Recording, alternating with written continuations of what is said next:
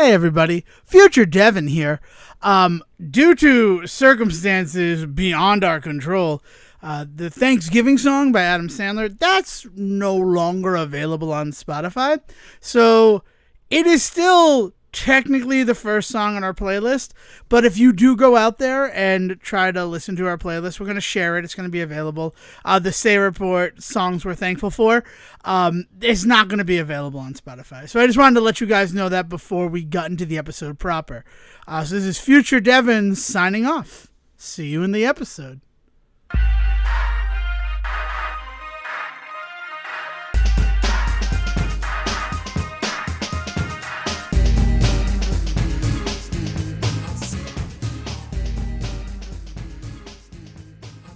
Hello, ladies and gentlemen, and welcome to the Say Report. I'm your host, Devin Decker, and I don't have time to play with myself. Joining me, my host companion and current poobah of Frasier, it's Sejohn Sarowick. Yay, Sejohn! Look, man, I'm not one to really dig too deep into this, but Duke Nukem reference in the year of our Lord 2023. You know what? It's because I've been in 1996 all week. Let's be honest about it. I totally, first of all, like errors and omissions. I thought that Super Mario RPG came out in 1997. I was not way off, but I was like a year off. Mm-hmm. And it came out in like a month before Super Mario 64. So I'm sorry about that whole timeline kerfuffle there. Taking responsibility for my errors. No, but in the grand scheme of things, the period of the original Mario 64, you're talking about in reference to the conversation we had last week about how it's kind of this odd duck where like a lot of people clearly had a lot of love for it, but also there's a large contingency of people that just never touched it, right? And I think in looking at it in that era of Mario, like 96, 97, like it's the same. We're talking. It's the same conversation, right? It's that idea that it is a weird fucking Mario game, and I have a funny feeling we're going to talk a lot about that today. Well, we said that we were going to, but before going further in that, how have you been, Sejohn? What you up to this week besides Super Mario RPG? Though it's the holiday season is getting into gear out here, man. Yeah, So it's that time of the year. where you rhyme all the time, and I just have to sit around and take it. You got there. No, man. I mean, there's no way to avoid it. Like Christmas is in full swing out here already. So one of the big things that we were noting this week as we were driving around is the number of people that have not only started with like the outdoor decorations, but like bluntly like just put up their Christmas trees and stuff already. I don't know, like it's just like full on just admission that this is just what we do now for 2 months of the year it's just Christmas time. And like I'm not gonna shit in anybody's cereal. Like if this is what people are doing now to keep them, keep their freaking sanity, like I'm all for it. Because it's not getting to the point where like it's encroaching on me and my life yet. The day that they start like shoving Christmas stuff down my throat in my own front yard, it'll be a different conversation. But right now, like people are just kind of already doing the Christmas thing. There's been a couple of different events in terms of concerts and like holiday lights and all that shit. And so really Christmas 1.0 was this week. I mean, Christmas is like sub 1 point. I don't know. Here's the thing about Christmas and going up and all that. I have no issue with lights and things going up in November. In fact, I think that it's fine and it's smart to do it, but you can't light them yet. You can't light them until the day after Thanksgiving. But take advantage of the milder weather, right? Don't be out there in -0 degree temperatures trying to put up your Christmas lights. And then I think about like Christmas Vacation. He's doing his Christmas lights so freaking late. Like, what's the point, Clark? What is the point? Wait, it's one of those things that I've noted. We talked this last week about my task of going out and finding Thanksgiving specials. Not an easy one, by the way. I know that. I knew that going into it, but like we could talk about that now. It's like I understand. I kind of gave everybody a little bit of a challenge last week unexpectedly. But in looking for Thanksgiving specials, of course, inevitably everything turns into a Christmas special, right? And so many Christmas specials that revolve around like the week of Christmas being when they put the decorations up. Oh, the family's all finally home from school. We can get the decorations out, and it's like, isn't it Christmas Eve like tomorrow? I don't. Is this just a? Did I just live a life where like decorations went up early? No, of course not. Because as I was just saying, like you look around the neighborhood and everybody has decorations up already. Yeah, So I I don't mean, know. we don't do our tree until like the 21st, but the reason we don't do our tree till the 21st is A, we're going to keep that tree in our house until January 6th. So if we buy it too early, it will be dead before the Feast of Kings or whatever the frick it's called. What the hell is it called? I can't think of the word. Not the Immaculation, the I thing don't where know, but what? Festivus. That's what No, I. Festivus is the 23rd. The thing, I'll just gonna Google January 6th and feel like a fool, because it's a word. The Epiphany. The Epiphany is January 6th. I got there before I Googled it. I'm proud of myself. January 6th has been tainted, though, of course, because of the, attack on the Senate. But Yes. but the Epiphany, because the 12 days of Christmas begin the day after Christmas. It is the 12 days where the three wise men, or the three kings of the Orient, went to go to the birth of Jesus Christ so that they could give him the frankincense, the myrrh, and the gold. I couldn't think of gold. I had frankincense and myrrh like locked in there. But what's the third thing you give a baby? I guess gold. Babies love gold. It's soft like their heads. Look, like any present you give a newborn nowadays, it's not for the baby. You're giving that present to the parents, right? Like that's really what that gift is. Mary, Joseph, we heard you had to have this baby in a manger. Have some gold. And here's some delightfully smelling things to get all the donkey dung smell out of your hair.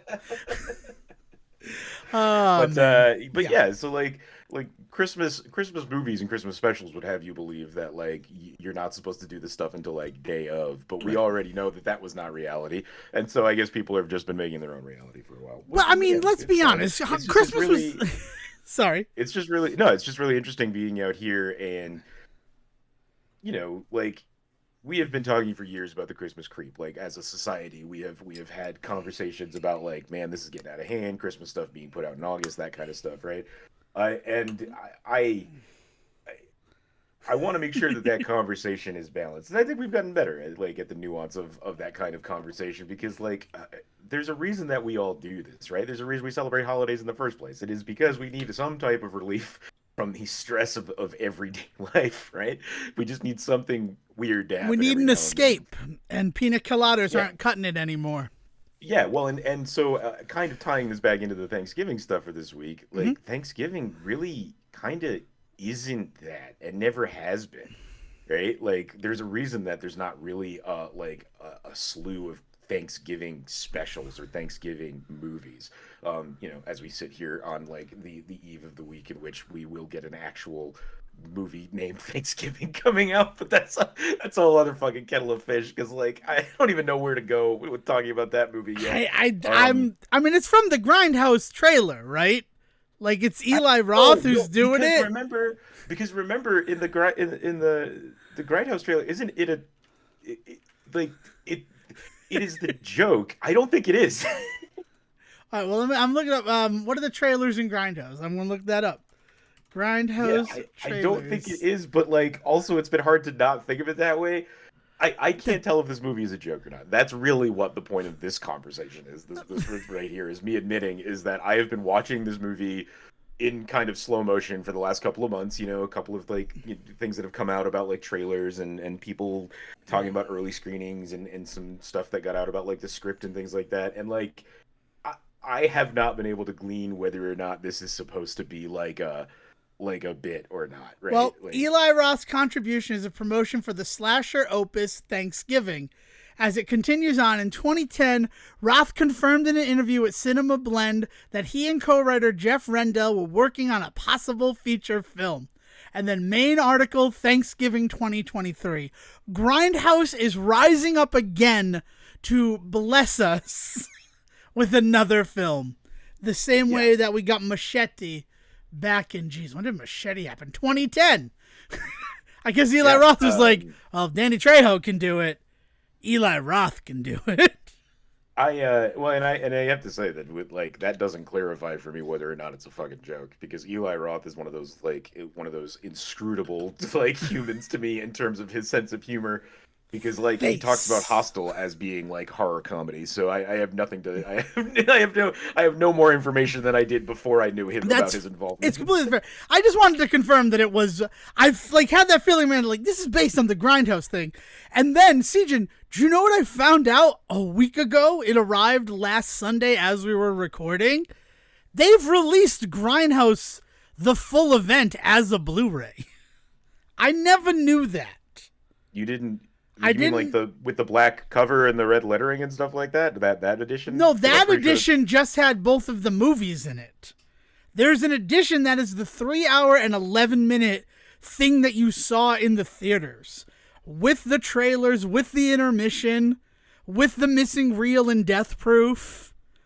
Like, it exists. I seem to remember this coming out in like 2015, but maybe I'm thinking. Well, I mean, the one that I found out about came out in 2010, so I am totally attributing it to the fact that I was on a boat when it came out.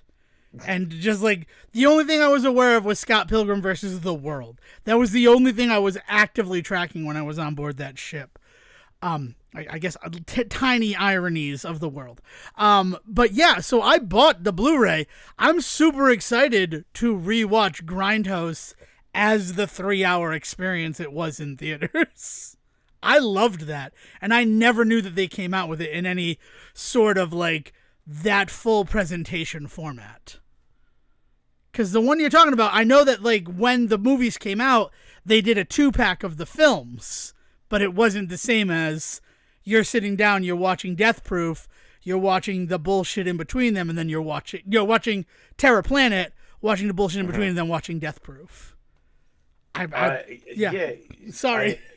It's like the fully loaded release or something. I'm trying to remember what the fucking name of it was, but I seem to, yeah. I don't know. I just found one that is Grindhouse, and it is what it is, and I'm very excited because I have gone my whole life believing that it never happened that way. and I wanted it very badly to exist in that format, because it was awesome going to the theater and seeing that film. And then with all the talk of Thanksgiving, I'm like, that's got to be one of the trailers. But like, I don't want to just Google Thanksgiving trailer from Grindhouse. I want to see it in the whole package. And I got to do that. And I'm excited to share it with Dale, who was too young for Planet Terror at the time. Probably too young for Death Proof at the time as well. Let's be honestly, honest. Death Proof is the more fucked up movie of those two anyway, which is like, I think Tarantino's like whole kind of like belief too. But yeah, no, I think that like for a long time I stood by and said, if Death Proof had been the first movie, this would have been a much better time at the cinema. Because then you'd have like that weird interstitial to kind of work through it, and then just the beautiful B-movie nonsense that is Planet Terror. I love Planet Terror so much. Just for the cast. Just for the missing reel. Like, it's so good.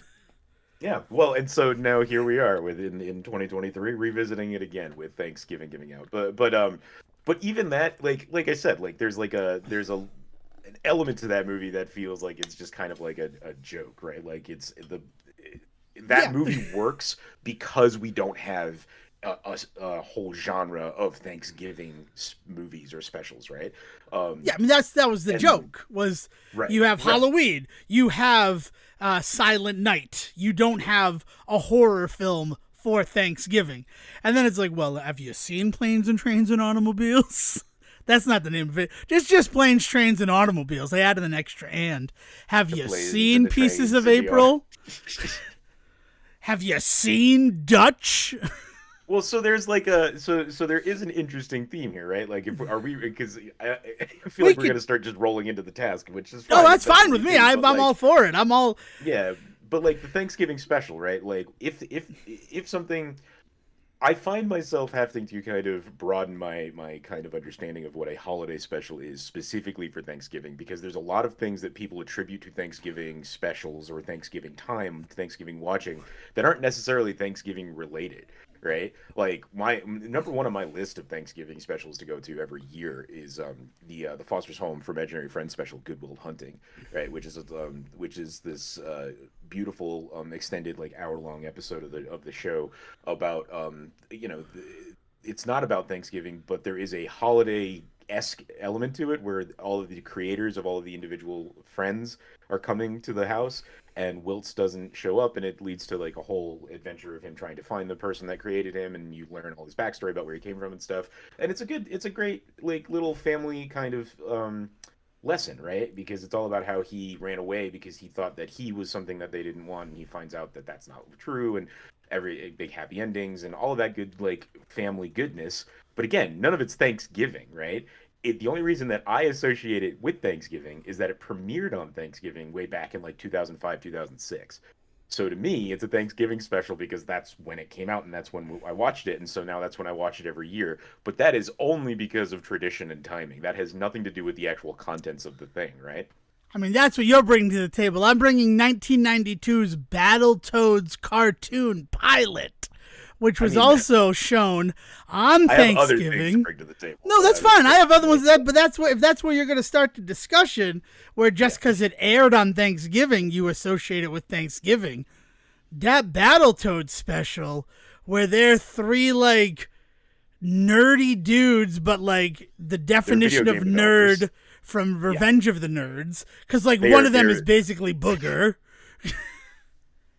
And so you're talking about, this is one of my favorite origin stories of all time. So for anybody that doesn't know, the story behind the origin of the Battletoads is that three video game designers working on a Battletoads video game get sucked into the video game and get the Battletoads powers. So they become the Battletoads by working on a game of Battletoads that you have to assume had the same origin story of three guys working on Battletoads becoming the Battletoads. It's a Mobius strip of nonsense. yeah, it's insane. I mean, and then the cartoon, because you want it to be accessible to children, they're not game designers. They're just three junior high school students that Professor T. Bird finds and gives them the ability to transform into the toads. Oh, that's right. Yeah, In the cartoon show, they're kids. They're I like forgot about kids. that. They're very young. And it's Right, like right. one of them is like gross like Booger, one of them's a hyper nerd, and one of them's like a stupid jock. So it's also kind of got a little bit of the Breakfast Club effect there. Oh, yeah. You always had the John Hughes, like the bully is going to kind of have their scene moment, right? Yeah. I mean that has to be like, so Battletoads already was ripping off Teenage Mutant Ninja Turtles. Like That was the hard whole when it deal was yeah. right. But like when putting it on TV, there had to be a moment where somebody said, "Fuck it, let's make these ones teens too," right? I mean, I have to imagine that the discussion was, we will let you do a Battletoads cartoon pilot, but they have to be teenagers or younger. Yeah, we got to make these kids. There needs to be kids need to be able to relate to them. If they're not going to be toads all the time, there needs to be a reason why the kids will be invested in this. See, so this kind of brings me to my theory that Thanksgiving is that perfect holiday for specials, for special episodes, for out of time concepts, for people to just get kind of fucking weird, right? So like Foster's doing this whole thing about like let's look at all these creators, and there's a lot of really great in jokes, and like Dexter and Mandark kind of show up kind of as as background like characters in it and things like that, and you get to see a lot of really cool like references to other Cartoon Network stuff in it. And also on top of that, you get a lot of really big backstory on the world of Foster's, all in this like hour-long special that they show, right? What you're talking about with Battletoads is like, let's take a swing at doing this like this Teenage Mutant Ninja Turtles nonsense, but like with this other thing, and that ends up landing like not nearly as hard as Turtles, but like Battletoads is around for 2 seasons, right? Battletoads has never becomes a TV show. Battletoads exists as a cartoon pilot.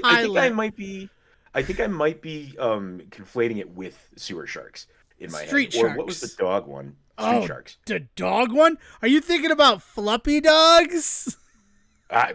I don't know. I know Fluffy like Dog. SWAT Cats is in my head too, but there's another one in my head I'm trying to think of. I But can't think like of. Oh, are you talking of Road Rovers?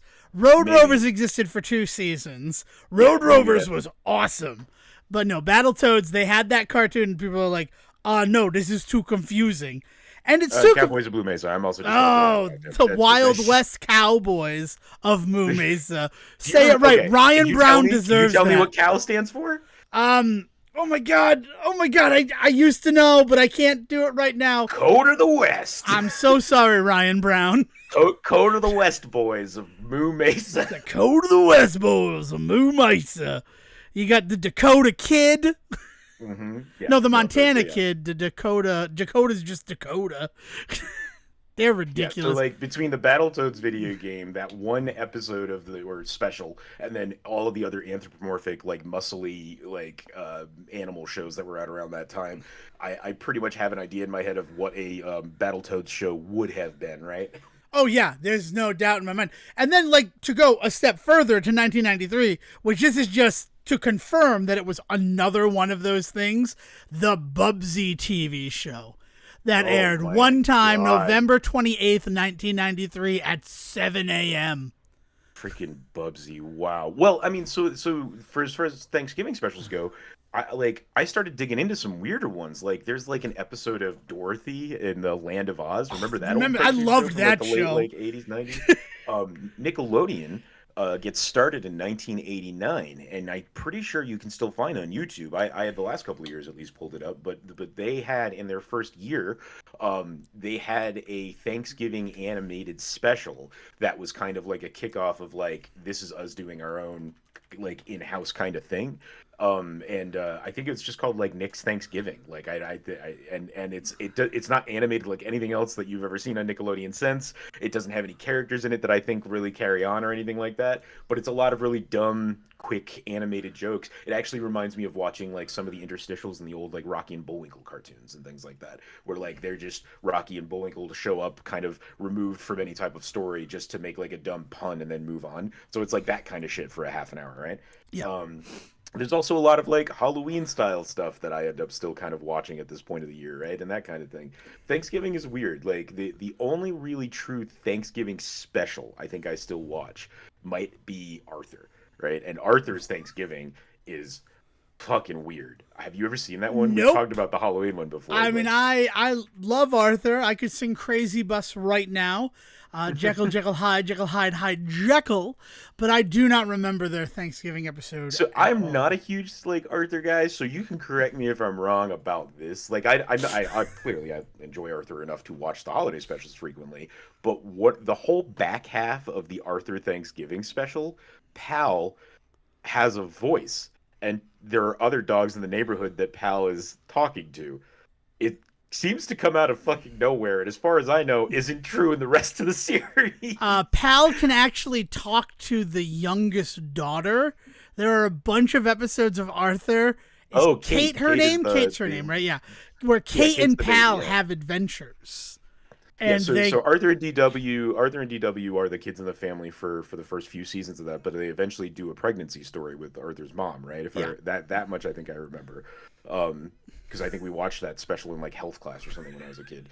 But then they have Kate, and that's their youngest one for sure. So I remember Kate, and Pal is Arthur's dog, and like so the episode is about how Pal has been. It is Thanksgiving. It takes place at Thanksgiving. They're getting ready for Thanksgiving dinner. Pal has been misbehaving and trying to steal food and stuff, which doesn't fly at Thanksgiving. So he gets put outside and, of course, runs away. Oh, so it's the entire episode. Trigger warning for anybody that's big on it. Not big on that, but puppies in peril type shit. But because that's what the whole episode is about Pal having run away and Arthur and family trying to find him. And in that story, Pal meets other street dog friends and like just starts talking, and that threw me for a freaking loop the first time I saw it.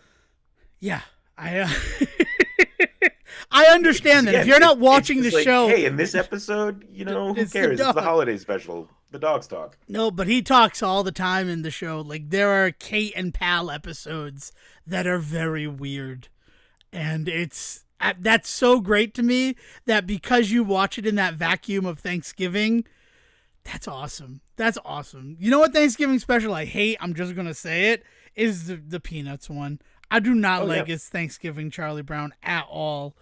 happy 50th anniversary. Yeah, no, that's he's right, but it We is. are the 50th anniversary. Yeah, I don't know. I like that special only because like as background noise, like I like it as much as I like anything else. Peanuts is like, yeah, it comforts me that this is a thing that exists in the world, but I am not heavily invested in it. You know, like whenever they talk about like how it got bought up by Apple and it's not going to be available to people, or Apple suddenly being like, well, this one thing will be free on our service this year. Like that whole conversation was interesting, but didn't like emotionally affect me in the way that it seemed to affect a lot of people.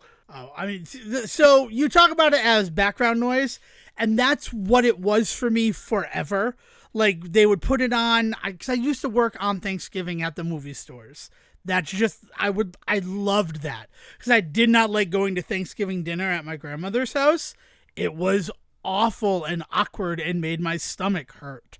So I would go to the football game and then I would go work the second shift on Thanksgiving, and I would get to have all the fun of the day that I wanted to have and avoid it. And what would inevitably be put on at the video store was the Thanksgiving Charlie Brown episode. And, you know, as background noise, it's perfect. The DVD has the follow up where they're playing the Pilgrims. It's the voyage of the Mayflower with all the Charlie Brown people. Like, doesn't it have like a super lazy name, like it's Thanksgiving again, Charlie Brown, or No, something? that's Christmas. The Christmas one is Christmas time again.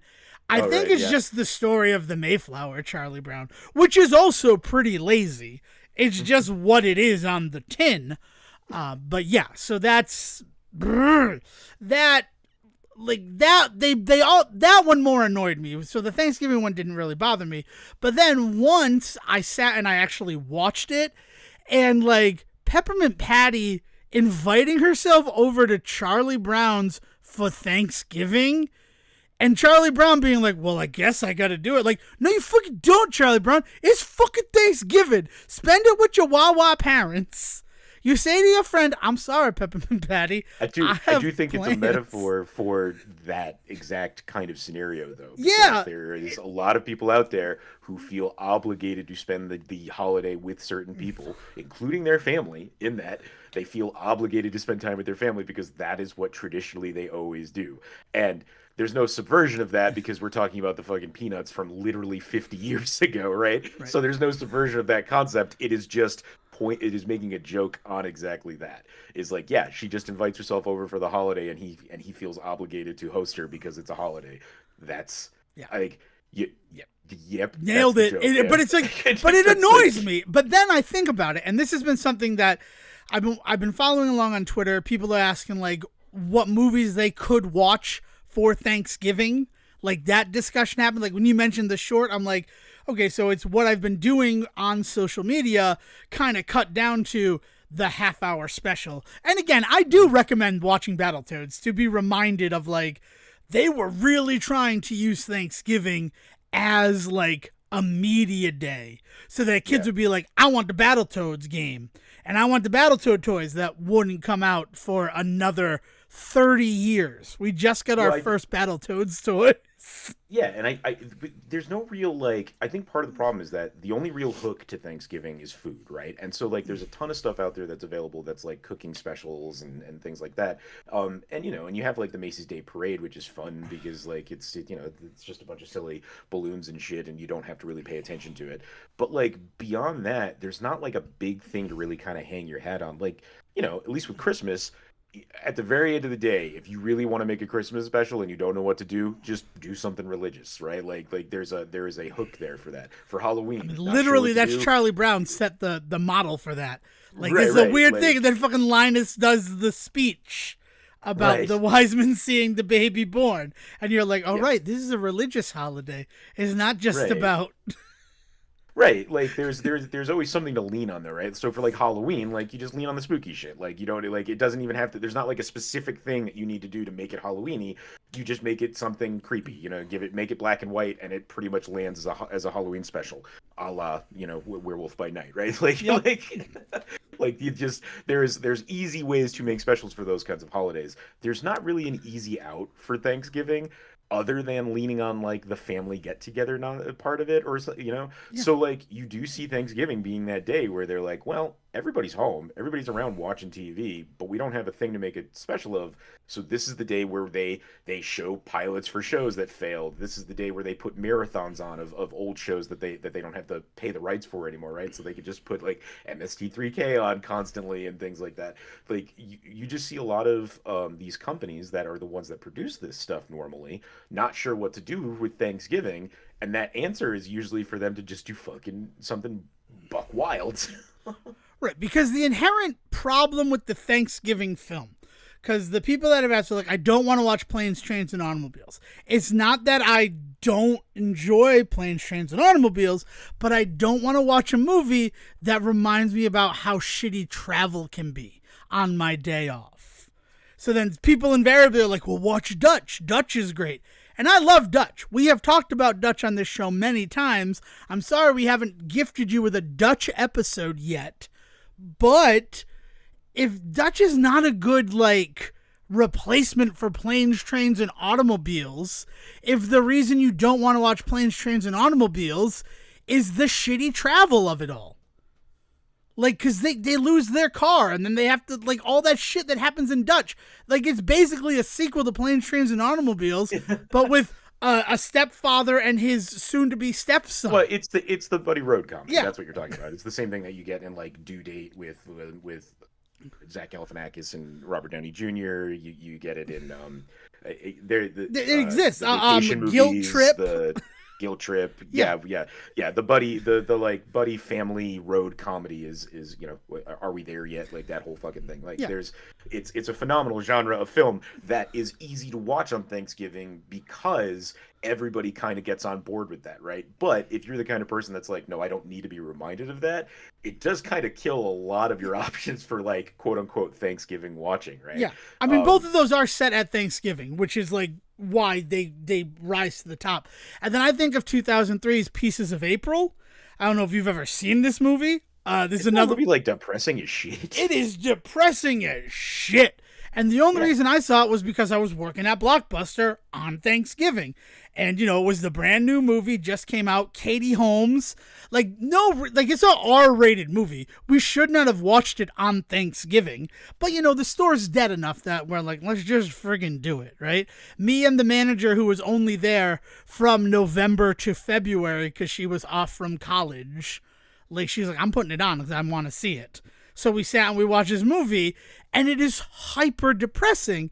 And that, so there's 3 examples that I'm giving you that are like movies set at Thanksgiving, and they're not escapes. They're reminders of how shitty the holiday can be. We want entertainment that helps us escape from reality. Not like, oh, this reality is so fucking universal that that's what all the movies are about. Yeah, well, I gotta say, when we talk a little bit more later about what we're doing as far as our music stuff for the holiday go, I do feel like there is something about this time of year, Thanksgiving and all that, that really has a very melancholy kind of aura about it, shall we say. And again, we'll talk about that a little bit more when we do the music stuff later, because like I kind of found myself coming to the same conclusion with the movie watching, but also with the music stuff. Like, yeah, kind of the way that people celebrate this holiday is it's a little bit of a breather from like kind of the craziness going on and everybody gearing up for Christmas. But like in a weird way, like it is this kind of like bittersweet holiday, right? Like it's this like bittersweet reminder of things. And a lot of that is also wrapped up in this country, like, because it is very specifically one of the big things is that Christmas is something celebrated around the world, whereas like Thanksgiving is an American holiday. Well, Thanksgiving right? is celebrated around the world, but not all at the same time. Like Canadian Thanksgiving is in October. Well, it has different things associated with it, right? Right. Like their Canadian Thanksgiving is not a one-for-one recreation of American Thanksgiving. Exactly. They're very different, yeah. But I'm talking about more the universality of it.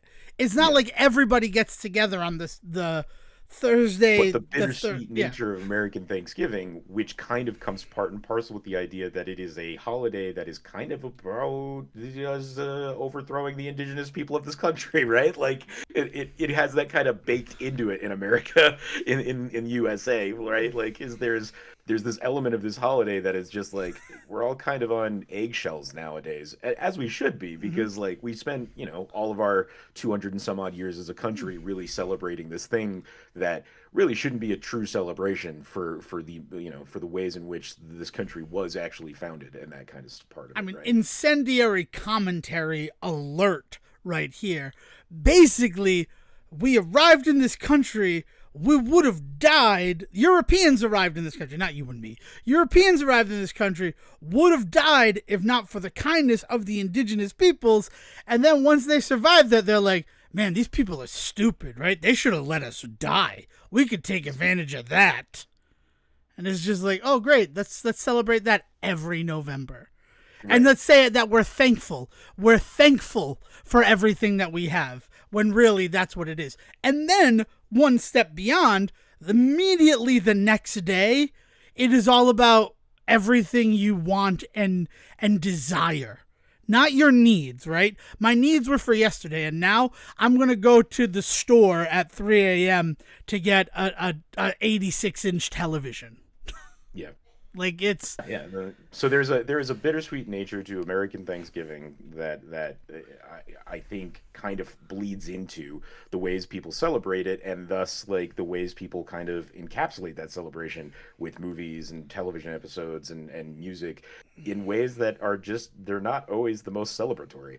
And again, I kind of think maybe they shouldn't be. It's just it's weird to acknowledge it. It's weird to talk about it because like I didn't grow up sitting around the Thanksgiving table admitting this stuff, like admitting about feeling this way this time of year and stuff. But like maybe we should be. Like maybe we should all be talking about how this is the time of year to remind ourselves about like kind of the the darker stuff going on. We're going into fall. We're about to be celebrating with Christmas and things like that. Taking 2 days to remind ourselves that like there is some stuff in the world that is not solid right now, and we need to work on that. We need to be better people. Like I think is an important thing for people to be doing. And I just don't know how you turn that into a like marketable like special episode of television, right? Yeah. I mean, we're all going to be thankful for everything we have, but instead of being thankful for what we have, and instead of desiring what we do not have the very next day on Black Friday, why don't we identify some of the areas where we, as a species, are deficient and try to, like, come up with a plan to fix that? Right? Mm-hmm. I don't know. Yeah, man. Which I guess then last thing I want to say on this, and then I think we should transition into Super Mario RPG and then end things on another Thanksgiving note. On social media, they've been all falling over themselves, The Simpsons, with the fact that airing tonight when we're recording, so it'll already be available on like Hulu tomorrow, is the third ever official Simpsons Thanksgiving episode. And that's their 757th episode of The Simpsons. Yeah. Like, yeah. And even then, the name of the episode is It's a Blunderful Life. So, okay. But it is one of those things where they're like, I'm very proud to have been the writer on the third ever Simpsons Thanksgiving episode. And then to think about the first Thanksgiving episode, that's the one where, like, Bart runs away. And for some reason, he's talking to all the dogs in the neighborhood. No, I kid. But Homer, like, gets real mad at him and kicks him out of the house. He says he can't have Thanksgiving, so Bart runs away. And, like, that's the whole thing, is, like, they come together for that. And that's also weird when you think about The Simpsons, like, their pilot episode is a Christmas special. Right. So, I don't know. It's been a weird time reading about, like, how excited they are to do another Thanksgiving episode, as I've been looking for Thanksgiving, like, shorts and 22-minute things to view. Yeah. And, like, that being just the thing in the back of my mind where I'm like, but I don't even know if, like, first of all, I can't identify what the second one is supposed to be. There are lists of, like, the 8 best Thanksgiving episodes of The Simpsons, and I'm like, well, obviously season 1, episode 8, A Simpsons Thanksgiving. Like, they knew what they were doing with that one. I don't know what the second one is. And this third one, I don't know if I existed in a vacuum and came upon it. I would consider it just based upon the name. That's just me. All right, Sejohn. How about something hopefully more fun? Have you been spending time with Super Mario RPG? I have, which man. is the official I title. We've dropped the Legend of the Seven Stars for the Switch remake, which Yeah, makes weird. sense. I mean, well, it's that was an Americanization of the title. It was originally just Mario Story RPG. Like, Yeah. yeah, this, Yeah, it has been a fucking trip. Like the ways that I have kind of lost myself in playing this game again have been awesome. But there also was a very clear moment where I was playing this game and realized that like the updatedness, the sheen, whatever, like it felt like playing the old game again as somebody that has played the old game pretty frequently, right? Like over the last few years. Like we've talked about the fact that like Super Mario RPG is one of those ones that I go back to pretty much annually. If sometimes I finish it, sometimes I don't. Sometimes I go like fucking ham and like try and 100% it. Sometimes it's just like, yeah, I'm getting that itch again to play it, right? So when they announced that they were going to be putting out the remake this year, like it was huge news for me because I was like, I'm going to get to play it in a proper fashion, shall we say, and like on a system that's like updated with like updated graphics. And as I learned, like, oh, and there's going to be some new mechanics and things to discover, some great like that. I just there are large swaths of this game that you can completely forget that you're playing an updated, newer version of it. Like there is so much reverence paid to the original version of this game in this remake that I completely forgot I was playing a remake for large swaths of it. that's awesome.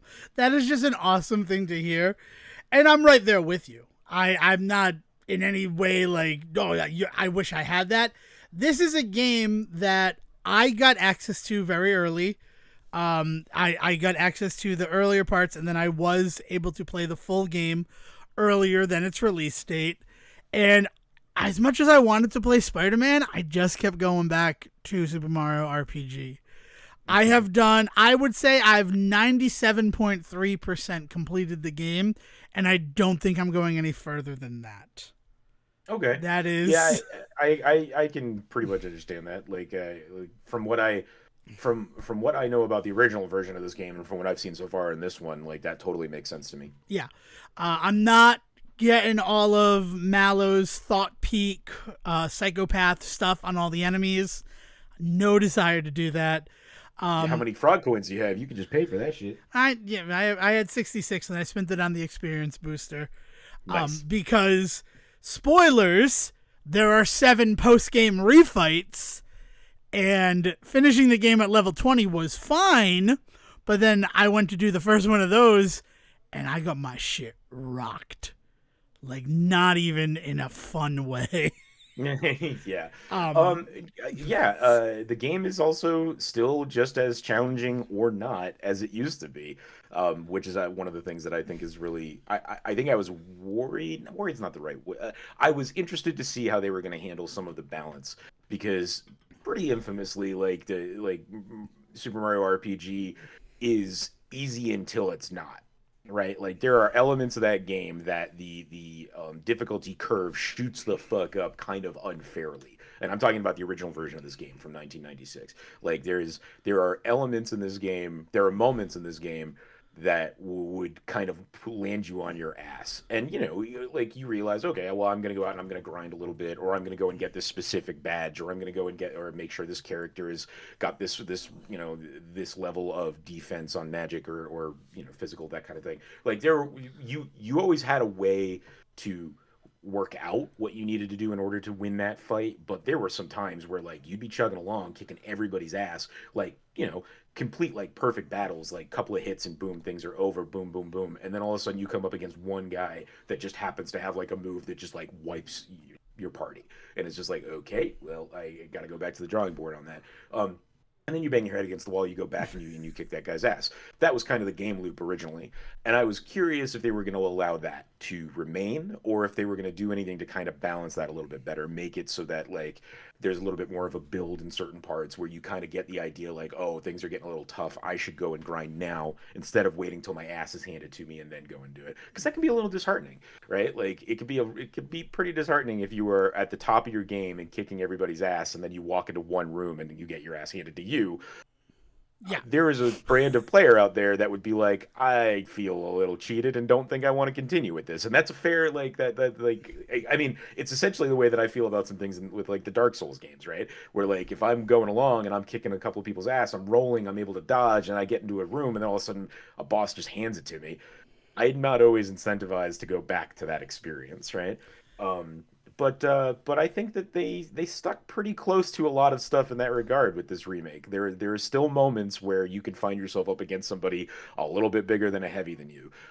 But I will say that there is a lot more going on to encourage you to do some things like grind a little bit throughout, or even making it like so that you're a little bit more aware of where you're at in terms of like levels, power levels and stuff. Like one example is that they introduced this idea where if you highlight a guy that you're going to hit, they don't necessarily show you like an HP level or anything like that. But if you're getting close to taking somebody down, it does actually let you know that. It Yeah. says something like almost out or almost down or Almost something down. like that, Yeah. right?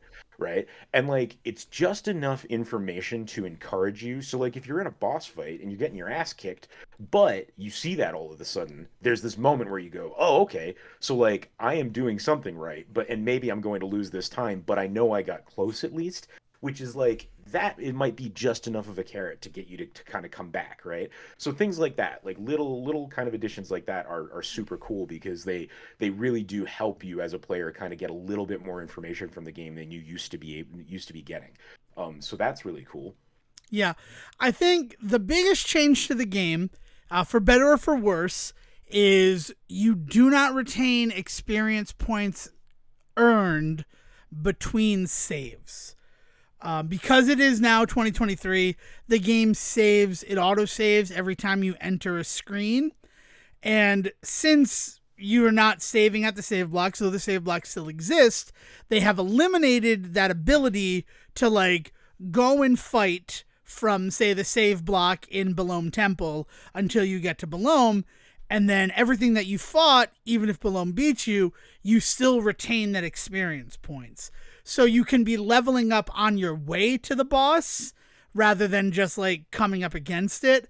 And that famously was very exploitable in the reason I bring up Belome Temple is you get You a mean if you star die? Are you talking about if you die, if you die, you yeah. keep your yeah, okay. You do You not didn't clarify no, that. sorry. You made it sound like every time you turn the game on, your experience is wiped. No. So between deaths, you When don't you die, maintain the you don't experience points. retain experience. There we go. Okay, yeah. Okay. Sorry, yeah, it's and that because that was exploited. Because what you would do, you're given a star when you enter Belome Temple. You get a save point, you get a star, and then right when that star runs out, you can buy another star for it's not cheap. It's like 300 coins, but it's a lot of high level enemies that you're just wiping out with the star.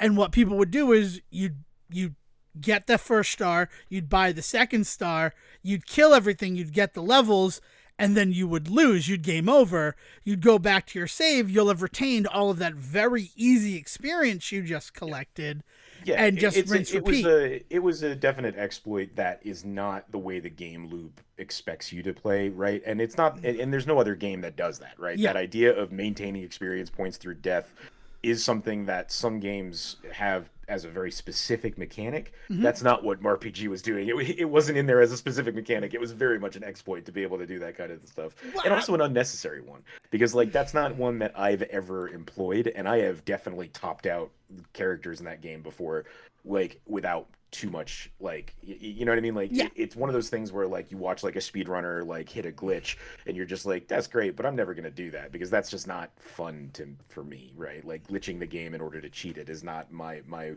favorite way to play things, much in the same way that like that kind of exploit isn't really part of my game loop. So like I wouldn't even clock that as like one of the biggest things. I would say one of the biggest differences in terms of difficulty leveling is the gauge meter. Like the way that they help you with the whole with the difficulty of some fights is the gauge meter and your when your party wipes being able to bring in characters as opposed to your guys on the bench not being accessible in a fight. Yeah, having Those two access to all things 5 characters is super cool.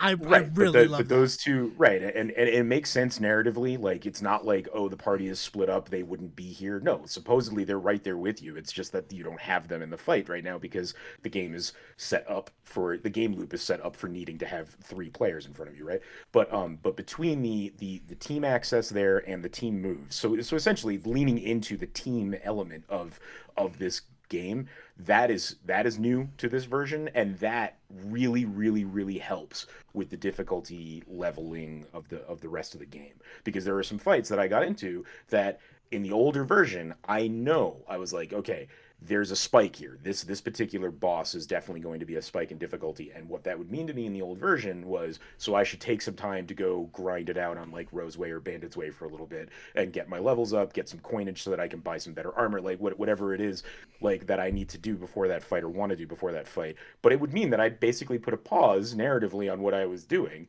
to go do some silly grinding for a bit, which is not the end of the world. A lot of RPGs are like that, but it does kind of break the immersion a little bit to be like, okay, I know that I'm like two steps away from going in to fight this guy to save this town, but I'm gonna go disappear for 3 days so that I can go get some coins out in the woods. Bye. It's like it's a little weird, right? Yeah, And the ways in which I don't have to really think like that as I'm playing through the remake, because I know that, well, yeah, this is going to kick my ass, but I know that I can switch out a team member so that I can then have Peach bring them back with comeback, or I know that my gauge meter is going to fill in this way, and that will allow me to bring in Malo and Peach so that I can do the gauge move that brings people back to life, or at least heals everybody. hmm Like the team elements really have changed up the ways in which I approach the more difficult battles this time around, and I really love that. Like it really is engaging for me. I guess for me, where you say that the retaining of experience points on game over or death was not a specific mechanic, it kind of felt like it was in the original game as a way to incentivize people to keep playing. You didn't lose all of your progress at this death. You still maintained your experience points. So, like, you weren't required to go grind. You could bang your head up against the wall against the boss a bunch of times, and the fights leading up to that would make you stronger. I Like, guess, yeah. For me, and I'm trying to think of a way to sound this that doesn't sound pretentious or like an okay, asshole, but like, death was not, dying is not necessary in Super I, Mario RPG, the original or this new one. There yeah, are ways to play this game that if you don't like, if you want to run headfirst into a harder battle and see if you can mechanic it out and then achieve, like that's totally possible. But it is so simple. It is so simple in the original version of this game and the remake to kind of keep yourself a little ahead of the game so that you don't really ever have to die. So part of it for me, when I say that that's not really part of the game loop for me, is that I also wasn't dying enough for that to really matter.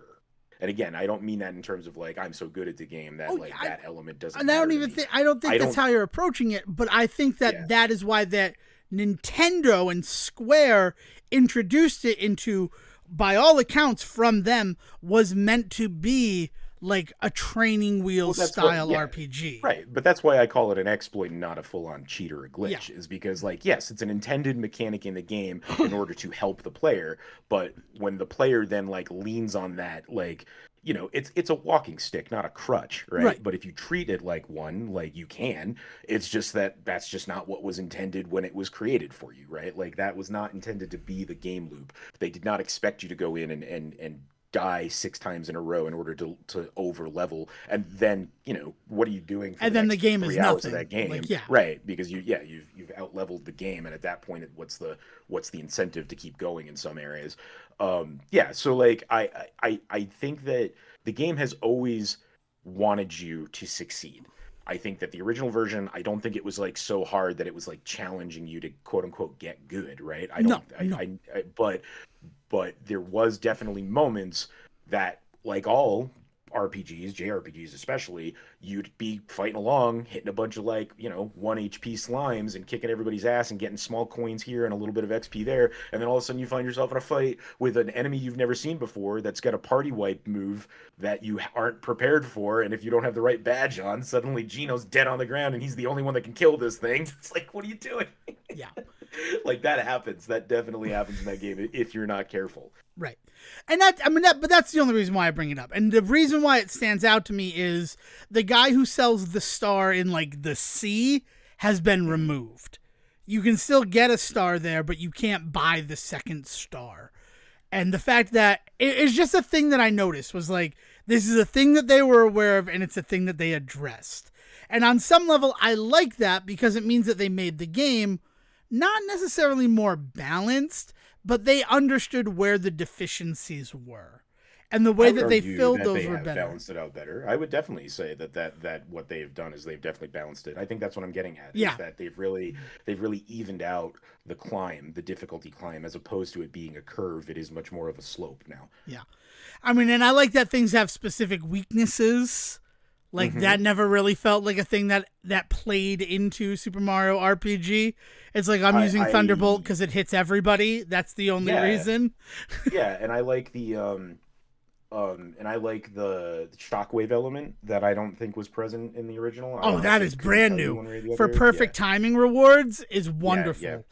And the fact that a perfect block now shows that weird like hexagonal shield, and that's why you took 0 damage.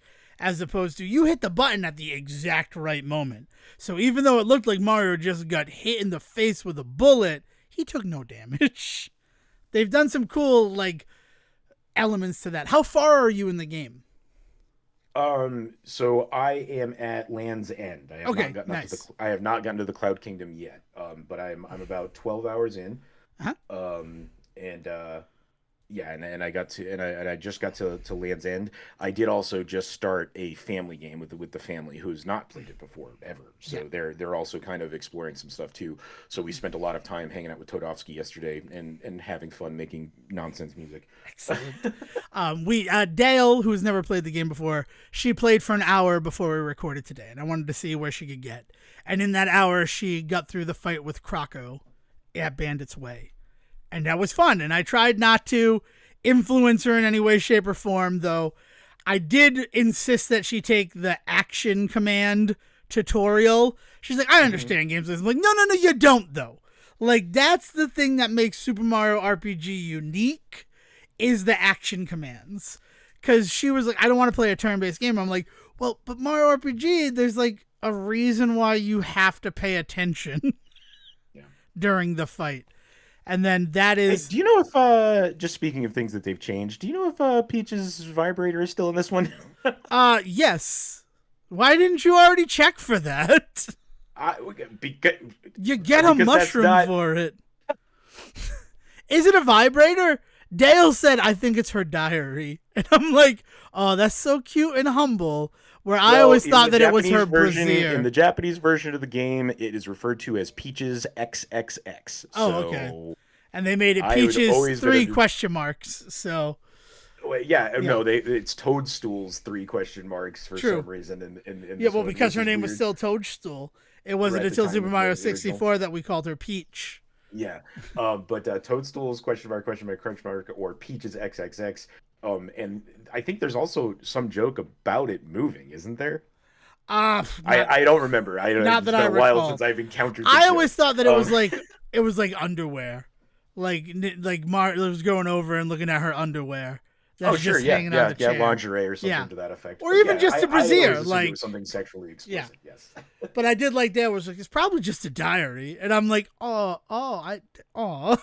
There is also, I should point this out, the prevalent kind of more socially acceptable theory that people like to talk about is that it's a bottle of booze, and XXX is what they used to put on cartoon like bottles moonshine, Right, yeah. So it could also just be like Toadstool wine or something, which is a fucking wild concept. But yeah, I have always kind of assumed it was something sexually explicit, especially because of the ways in which you get scolded. Yeah.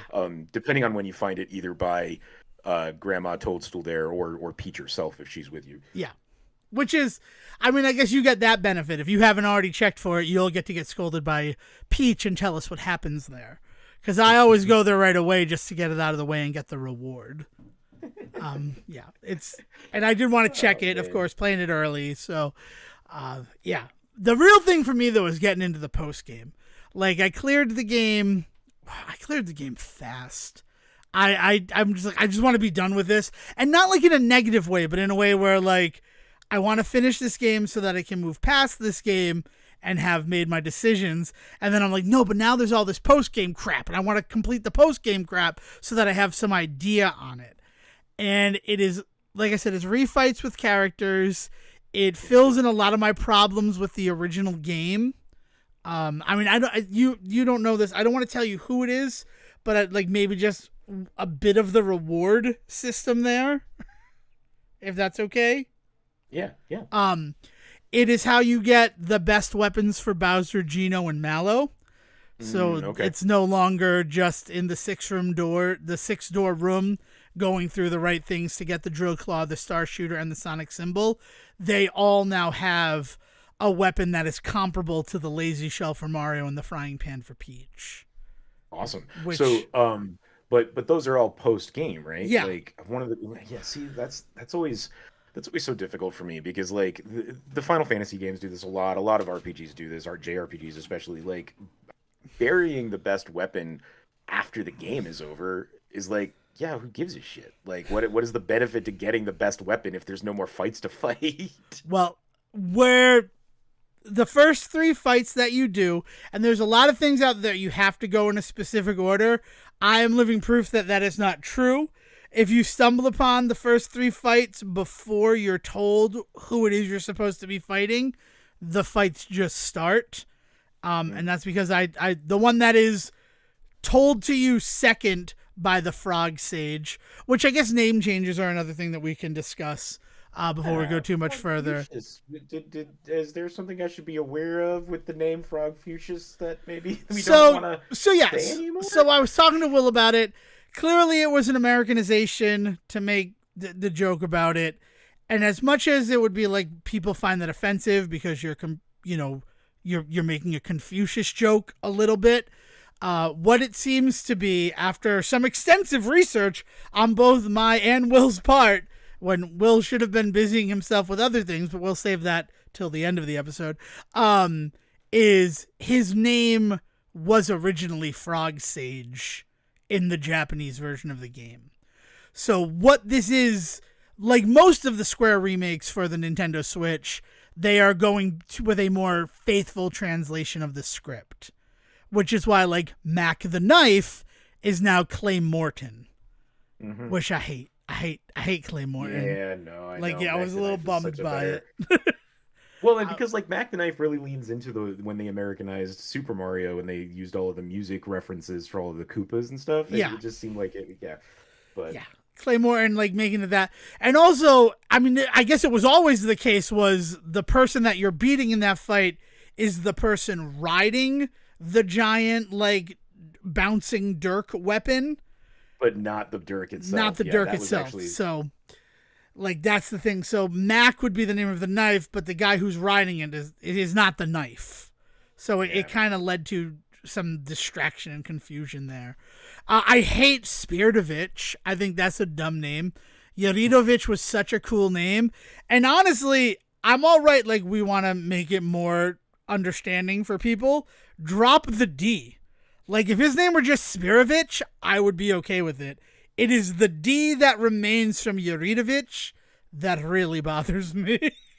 Well, because then it's not about the idea that he's a spear, but about that he spears. He speared. Yeah, that he speared. Something. Yeah. Yeah. It's not Britney Spears. It's Britney Speared. Sorry. It's a weird stuff like it's that. Like those weird there's stuff. Definitely some weirder stuff like that for sure, and that they've updated that I kind of am like head scratching, but just like, okay, if you felt like you needed to, it doesn't really affect what I'm doing, so that's all right. The Clay Morton one is the one that is a little bit more, oh my god, like, because it is it's different from what his name was in the Japanese. Like, it feels like we're trying to fix an issue there. Like, even the Frog Sage, as much as it's like, I could see how it could be offensive to people, and that's why they did it. But then going through and seeing, like, oh, no, his Japanese name was that. But then it's weird, because then, like, he doesn't have a name. He's, like, the Ancient One from the MCU. We don't know the Ancient One's name. We don't know the Frog Sage's name. So I guess we can headcanon that he's still Frog Fuchsius if Well, we and want you to. know, then you get into the idea that like, well, do frogs even name themselves? Why would they? Why does Mallow have a name? But none of the other frogs name Well, themselves. we know why Mallow has Mallow's a name. name is from Mallow the belt literally, buckle. Yeah. right? He literally was tagged with that name when he was found. Yeah. So like, But you're right. None of the other toads have names. None of the other tadpoles have names. When you right. meet the frog in Seaside Town, he says, "Don't you remember me? I was a tadpole back then," and he doesn't have any Yeah, other and name. he's considered frog student, I think is what his official title is, Frog right? He's not given apprentice, maybe it's frog one of apprentice, those. maybe. Yeah, Yeah, he's gonna be the next frog sage. right, he's right. on his Yeah, it he's on becomes a his title Tad that gets handed Springer, down as and opposed to a name, right? yeah. So it's interesting, but that the name changes have been kind of wild. And not like just in a way that like I've played this game so many friggin' times. I think, and this is probably something more attributable to the fact that the Switch is just a more precise system, but I also find that a lot of the mini games are going a lot smoother for me in this version than they did in the original Super Nintendo version. And again, part of that is probably because I'm playing on the Switch, which is got a lot more fidelity than the SNES had, but also on top of that, the version of Super Mario RPG that I've been playing for the last 15, 20 years since, is not been on an official Nintendo system, so there's also something to be said about that kind of thing, right? But I'm finding that in terms of changes, one of the big things that I've really clocked is that like some of these mini games are going much smoother for me than they used to. The Midas River one, like specifically the second half, the barrel Jumping from jumping barrel to barrel, yeah, it's has so never much been so nicer. easy before. Yeah. We the music stuff. It's not that I ever had trouble getting the music stuff before, but the speed with which I can get through that stuff is much easier. The Yoshi race, right? That kind Well, of the that Yoshi the race specifically added the things in the lower right hand corner as well, so that Oh, like I you will can. say this though: the Yoshi race starts like for any of these mini games. One of the things that I've always loved, and I think a lot of people kind of attribute this to this being a very beginner JRPG, but the ways in which the game is willing to just completely pause itself and say, "Hey, do you want to learn how to do this thing?" And like you can practice it pretty much as many times as you want, kind of stuff, right? Yeah. Um, the only time that didn't really work for me was the Yoshi race in the remake at like the little tutorial toad that jumps out kept telling me that I was like doing horribly at like landing the button presses. And I got so fed up. I did it like 5 or 6 times and he kept telling me how awful I was doing it. And I was like, but I feel like I'm not. I really feel like I'm not. So finally I was like, fuck you, I'm just gonna play this thing. And sure enough, like one and done, like kick the shit out of the blue Boshi. Yosh. Like yeah, like I don't know, so I don't know what the tutorial was picking up on my button presses, and I'm playing on a pro controller. I don't know if that matters in any way, Yeah. but it was like it was telling me that I was just not landing them. I think the line is something like, "Do you even want to like do this?" And I was like, "Yes, I want to fucking do it. Stop being a dick, Toad." And so finally, I was just like, "Screw you! I'm just gonna play this thing." And then when I played the actual mini game, it went fine. So I don't know what the hell it was picking up on in the tutorial. Yeah, I mean, I think the strange thing about that is with the music, it's a little bit easier to like hit with the beat and everything. But it Mhm. felt like when you were supposed to push a button, what like it was reversed. Like I'm like, oh, Yes. because the first time I did it, I'm like, what am I doing wrong? Like the B button is down, so I'm hitting the B button, and then I'm hitting the A button. Like it seems like it's more dynamic. Like when it's lit up, that's when you're supposed to hit it. But Right. like, no, depressed is when I would be depressing the Right. button. Right. Like, Yeah. what do you? Yeah. The visual. The Yeah. The visual visual cue cue is is not just a little exactly bit on off. point. But I Yeah. do like that. I mean, I did that in two turns. Where on the SNES version, I did not do that until like years later, because I'm like, I don't understand the rhythm you want me to follow. Yeah. Is Yeah. just almost Yeah, I do feel non-existent. the games are overall easier, but I Yeah. did have that one weird moment with that particular. And again, it was just in the training bit. Once I played the actual game, I was fine. Hmm. So I don't know. But I yeah, mean, I've never been able to figure out the Midas River stuff in the yeah. old SNES version. In this version, am I still probably won't dig too deep into it. It's just not my favorite part of like the mini games are just not my favorite part of this game. But I didn't feel like it was a fucking pain in the ass, especially when I accidentally I forgot that you can stumble on the Midas River a second time in Moleville. Nice. So when I went down the bucket and was doing the Midas River again, I had this moment where when I was a kid and that happened, I literally screamed at the TV. Like I was like, no, Ugh. right? When it happened this time, I was like, oh, all right, like I can get some coins and this will be okay. I don't want to do this again, but it's okay that I'm here doing this again now. Yeah. Plus, you get the bonus stuff that you for going in the bucket, right? Because it Right. dumps you into one of the side chambers, and it's the only way to get an item there. So Right. there's some reward to it. My problem with the Midas River is that the coins only go to that fucking dude. Like Yes. if those coins I collected went to me, it'd be a different story. Well, But that's then why it's worth doing it that one time when yeah, you get the first time you go down the bucket, you get down to the bottom and there's a note that says he's on break so you can keep your coins this one time. So like it's worth that's the other thing is that it's also worth doing it that once, but I don't really want to go back because like you're saying you don't even get to keep the coins at the end. yeah, Like, yeah. I'll hold on to them for you. Fuck you, guy. Fuck you. But I think So that's why Hospitals- that Moleville bucket though is so you can do it as many times as you want and get your coins. But then the other issue, which thankfully was fixed in this game, is you can only have 999 coins at any given time. Right. So like I'm capped out on coins so early in that game that like that's why I would buy Beatlemania. Is just so that I can be collecting coins again. So it doesn't Right. feel like sunk cost fallacy. And Right. that, speaking of making minigames easier, first try on that, I broke the high score. Nice. Like and that I haven't played that game in about 3 years, I'm going to say conservatively. And there's no reward for it. It's just the fact that it's a little bit easier to come back to life now because they read your button presses better. I mean, all the special moves are much better because you have that indicator, knowing how many times you're supposed to hit A for a perfect move. Using moves like Terrorize and Poison Gas because I now know exactly what you want from me on the left stick. Where, what do you want from me on a D-pad? Like, rotate the D-pad. What does that mean? Where am I supposed to start from? Like, what is a good move on this? Yeah, and it makes, like you were saying, like learning about weaknesses and realizing that scaring some guys and then attacking them can get you like big bonuses and stuff like that is, there's so much. It's quality of life, really, is what we're talking about. The quality of life changes that they have done in the remake have been awesome, and I don't feel any of them have been at the expense of losing something from the original version that I like. I have not found a single thing yet missing from from the remake, and that's awesome. Yeah. I mean, if anything, I love the game more, which is crazy. But I'm not gonna. I ended up having to do the 30 super jumps to beat one of the post-game bosses. I'll keep that as a secret because it made me cheer when I got to this post-game boss. But I'm not going to get the 100 super jumps. And apologies to my friend Justin Yu, because we were talking about Super Mario RPG and I gave him the whole 97.3% complete. And he's like, oh, so you're not doing the Mallow stuff. You're probably not going to find all the hidden chests. And I'm like, right. And then I'm like, I'm not going to do 100 super jumps. But, like, that's the 0.7% I'm not going to do because I've already gotten the attack scarf. And he didn't know about the 100 super jumps reward.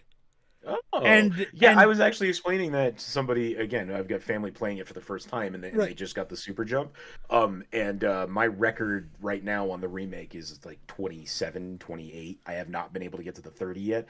But I was explaining, I was like, yeah, you can really break the game with this move to the point where like there's even rewards for doing this 100 times, and they were just like. They immediately were just like, does it get easier to do this? And I was like, really? Like, I mean, ideally, once you get the timing after the 14th jump, it's just about staying connected with it. The timing doesn't change after jump 14. Right. But you have to have the patience. I've done the 100 super jumps one time on original hardware, on a CRT, and I'm like, I've done it. I can say that I've done it. Mm-hmm. I had witnesses when I did it. I've done it. I never have to do it again. And the super suit that you get, it pumps all of Mario's stats by 50. And if you add it with the attack scarf, which pumps everything by 30, like Mario's just a Terminator. There's no other way to describe him. I mean, there's a reason why that particular move is often referenced as one of the only ways to get through some of the side game stuff that we talked about last week Yeah. when we were talking about like that extra fight and stuff like Mm-hmm. that. Like, yeah, that the attack scarf and the super suit are two of the big things that if you really want to ace this game, you just have to get, and that's fucking nuts to me because like having to do that jump 100 times is crazy. Having to do that jump 30 times is no freaking easy task. Right. Although, again, and I think it's because the Switch just has got better fidelity than any system I've ever played this game on before. I am finding it much easier to get close to 30 than I ever had in the past. Yeah. My highest 33. And I'm like, I'm good with 33. I do not need the super suit. I can fill in for it. I mean, especially with some of the other post game stuff that you get that is not comparable, but does boost your character. That was enough, Yeah. right? Yeah. Well, to that point, being able to jump on anything, even 20 times, but 30 times for sure. Like Yeah. the game, in terms of what the game is going to ask from you just to play the game, 30 times jumping on something in this game is perfect. That you're going to pretty much wipe anything Right. that you do that to. Well, I mean, the other thing is the jump. You should be jumping on everything in the game. If you've never played the game, like I guess this is just advice. Using Mario's basic jump, every time you kill you would make contact with that jump, it increases a meter that makes the jump stronger up to 255. Yeah. So you should be jumping the whole time because then that also translates to all of the other jump moves that you do. But the way to make Also, his jump it's stronger gauge is his meter. basic Also, thing. Yeah. Yeah. But Yeah. that's an invisible meter that they've already started at Siege. And I don't know if you're familiar with low-level Super Mario RPG runs, if you've ever watched one. They're insane. They're some of the craziest things in the world because it's all about getting the lucky egg, getting the lucky at the end of every fight, and then losing. But then also the lucky, it's all RNG because it's about winning the fight, making sure that it's to double your experience and not your coins, and then finding the losing one. So you have a 50-50 chance, right, if you follow the Yoshi to either tie or get it wrong. And you're aiming for those wrongs. And I watched somebody play yesterday for 7 hours and get what you're Yeah. just to finish the thought, because what happens when you lose that lucky game is that you don't lose the fight, but you don't get any experience. It zeroes out, right? Yeah. So you potentially, when you're playing the lucky game, you should be aware that you are risking either doubling your XP or coins or zeroing out your XP or coins. Or you can get a tie and just nothing happens. But what these guys are doing is purposely trying to lose the lucky game so that it zeroes out their XP, even though they're winning fights, they're not leveling up at all. That's nuts. It's crazy. And I watched, like I said, them 7 hours. They got to Valentina. And in the times that they beat Valentina, they only got experience one time and they tied. And they're like, I got to take a break. Like it's breaking me right now. But there are people like that's a thing that's a big race amongst people who know the game is the low percent speed run. And I think it's Mario can get to level 3. That's the lowest it is before you can start using that exploit to avoid gaining experience as him. And I was so excited to see if it could still work in the remake and was super happy to find somebody the day after its official release already working on the route for it. Nice. So I fingers crossed that it comes back, but it is one of those things where like it breaks you because like I've beaten this boss 8 times. I've beaten this boss 25 times, but I cannot find the way to not get experience from it. It's a good time. But yeah, I love it. The post-game stuff really breathes new life into the game. And yeah, I mean, unsurprisingly, two people who've talked about the game since probably the first episode of the show, we're big fans of the Super Mario RPG remake on the Nintendo Switch. And what the hell, right? It's Thanksgiving weekend, Black Friday. If you have a Staples near you where it's in stock, you can get it for $40 right now. That is also the same for Super Mario Brothers Wonder. Because, thank you, Staples. They got the chair I'm sitting in, so I'll give them a little shout out. Anything else you want to say about the game, Sejohn, or is it music time?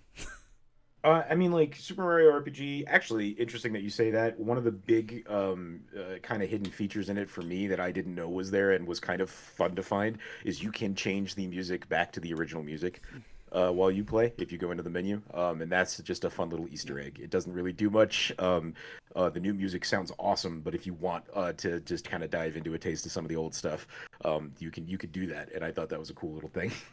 I would also recommend diving into the settings menu just so you can understand things. The way that they've set it up, the original game, you would press the button for the action and then the same button for the action. But the new one, it is defaulted to A is your confirm no matter what.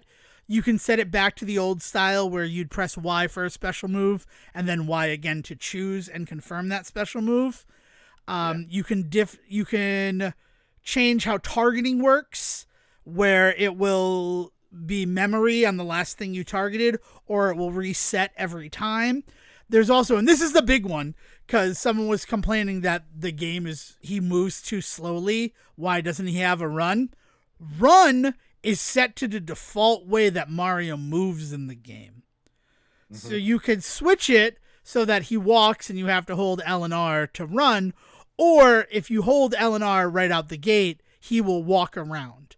And there are some precision platforming sections where that is actually helpful to know. Being able to walk is kind of important in a couple of spots if if you're getting that deep into shit. Yeah.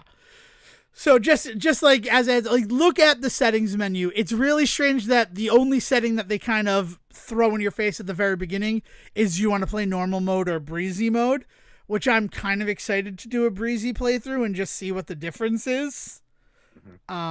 Because I don't know what it is at all. Yeah, I haven't tried breezy either. I actually, when I started the game with the fam, I was like, if you guys want to do breezy, like if you're not too deep into like wanting to like get your ass kicked sometimes, because I said that there's going to be moments where you're going to come up against stuff that might be a little kind of over the top. But I mean, we all play video games. It's not like these like and so they were very much just like, are there on like does it they asked me if I knew what the differences were, and I didn't. And then they were like, well, for normal mode, which I have been playing, they were like, are you finding that it's hard to understand what's like where your mistakes are? Because like the game being hard is one thing. Being hard and not being able to figure out what you're doing wrong, that's what turns a lot of people off. And, especially the members of my family, like they don't like playing a hard mode of a game where they don't understand why they're not succeeding. And I was like, no, anytime I have fucked up or anytime I've lost a fight or which I haven't really yet, but anytime I have found myself in any danger, it's been because of my own stupidity that I have known like, oh well, I should have played this move instead or used that item instead. I've known that, and so they were like, yeah, then let's just do this. So like normal is like the perfect level for me on that game and my family, but again we also play a lot of games and we play a lot of games together, so if you're diving into this because you haven't played this in forever or this is brand new to you but you don't play a lot of games in general, try breezy out and just like let us know what you're finding with that, because like I'm not having too much difficulty with the normal mode setting, but I have also played this game pretty much every year for the last 23 years, 20 whatever it's been, 27 years. Yeah. The only thing that I can confirm, because I tried it to see if maybe it gave you a larger window for like timed attacks. I'll admit, I tried to cheese the 100 jumps with breezy mode, and that's not the case at all. What it seems to be is there are limits. So the original Super Mario RPG and the Legend of the Seven Stars, you could only have 30 items on hand at any given time, which meant you could have like 30 pick-me-ups, which are the equivalent of the Phoenix Down. In this game, every item can be held at the same time, and they stack, but you have limits to how many of each item you can hold. Like pick-me-ups, for example, it's 6. Yeah. And whereas mushrooms like is mushrooms, 10. You can have 10, right? Yeah.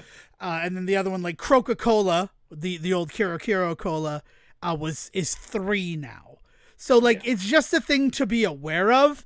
I'm pretty sure the storage system is pretty interesting. Just because you're mentioning this, if you do find yourself holding 10 mushrooms and then you gain an 11th one, you don't lose access to that. It pushes it off to a storage box at Mario's house that you can go and visit anytime, which I thought was pretty rad. A storage box at Mario's house that I didn't know about until watching Dale play the game this morning.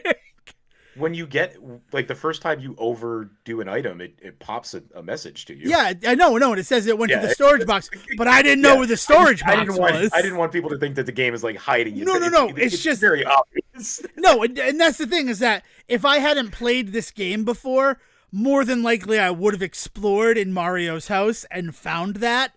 But as somebody who like spent 0 seconds in Mario's house, I did not even notice that new piece of furniture there. Dude, it's a free stay to get your HP and your FP back. Like if you're ever out in the wild and you don't want to have the coin to like stay in an inn, or if That's what Rosetown is for. I don't want to be that guy, but that's what Rosetown is for. I am single-handedly bankrupting the Rosetown Inn.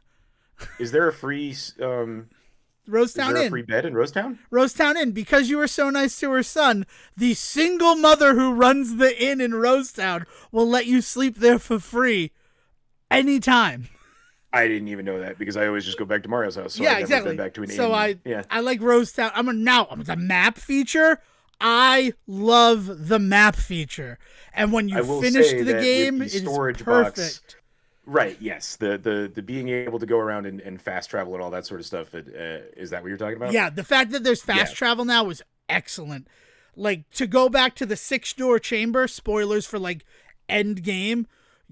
Once you clear the Wiz Koopa fight and you open that as a place where you can warp to, you can go back to the 6-door chamber, immediately do the 2 other ones that you haven't done yet, and then just warp back to the Wiz Koopa thing. As opposed to before where you had to complete 4 trials again to move past that. It just, thank you. Revelation for people who want all of the items there. Yeah. Yeah. But now that the storage box is in Mario's house, like I also like there's a reason to go there. Like yeah, right. So like it's a free bed and you can pop into your storage box and pull out any items you need before you go. Like so like yeah. But before you get Rosetown, or even once you get Rosetown, but you don't want to be an asshole, you can just pop back to your house to sleep. Single-handedly bankrupting that woman. Mario hates her child. That is canon. He wants to beat up a child. It's my favorite moment in the game where Mario's like ready to punch a child in the face and Mallow has to stop him. Like, no. Calm down. He's a little boy. You're not going to go to jail, Mario, for child abuse. Yeah. I'm like, that's how Mario's getting his revenge on that woman, is by taking advantage of her kindness. That's all my headcanon. That's just for me. But yeah, so there's a reason to go back there. I mean, I'm also the person that forgets that you're never really going to find armor out in the world. Like, you'll find weapons in the world, but I didn't buy armor until the final shop where you get the best armor for everybody from Croco. Like, I'm just like, you know what? I kind of want armor going into Smithy's world. Yeah. So yeah, it's a good time though. But that's the big reminder about the armor of it all, because that's how I've just been playing the game forever, is without armor. And then when I realized I'm never gonna find armor outside of the lazy shell, and I think the work pants are the only other one that you find out in the world, and I'm like, I should probably protect my team a little bit better. I should be responsible and put some clothes on these nudists. Yeah. Oh man, really enjoying it though, and I'm Good. super excited to have it over the holiday here and to play it with my family and to show it off and stuff. It's been a blast. I'm excited that hitchy Dale. Little hitchy. I cut you off. Yeah, it's been a little hitchy in full screen, like when I play on the big TV, but playing on just handheld mode with my OLED, that doesn't seem to be a problem. Oh, it looks just so good on a monitor. Just in a couple of areas where like there's like really big like water effects or like star effects. There was definitely a little bit of kind of hard to watch frame like jiggling going on. But well, you can skip most of the trio attacks. I got to the point where I was just skipping them because of exactly what you're talking about, and the fact that one time it crashed my game. So Oh, Yeah, well, okay. you were playing an illegal version in advance, so we don't get to talk about You your don't, version. no, no, no, no, no, no, no, no, don't say that out loud where the internet and the You already FBI can said hear it. I it. said I got early access to the game. I never said it was illegal. Somebody selling me the Okay. game early on physical copy, that's on the shop. That's not on me as the consumer. Okay. Illegal copy. Okay. This son of a bitch. But it's a good game, and I'm excited that Dale said I will play when you were watching, because I was excited to watch her get the first star, and then we had to record. And I hope she finishes it. And that's the thing. I'm like, play on breezy mode so that you can just get the story, because the story is the part of this game that I think is worth experiencing for everybody. And Yeah, she's like, I no, mean, I'm playing on normal mode. Fuck you. yeah, we'll have to do a revisit once we actually do finish up and kind of get to an end to do a post-mortem, because the other thing is like playing this game again and really really really seeing all of the ways in which it starts off so much stuff for the RPGs going forward in the Mario stuff, some of the narrative, some of the like things that we understand to be like Mario canon that really come from this game. Like there's a lot of that going on too here that I realize like there's some stuff this game solidified for me as this is just part of the Mario story. You know, like an easy one to point to now, but with that I think everybody can get is like Bowser being friendly with them.